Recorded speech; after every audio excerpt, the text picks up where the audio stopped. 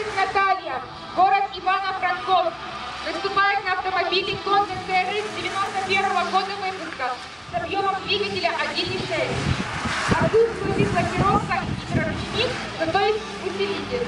Наташа уже несколько раз принимала участие в чемпионате и показывает всегда достойный результат.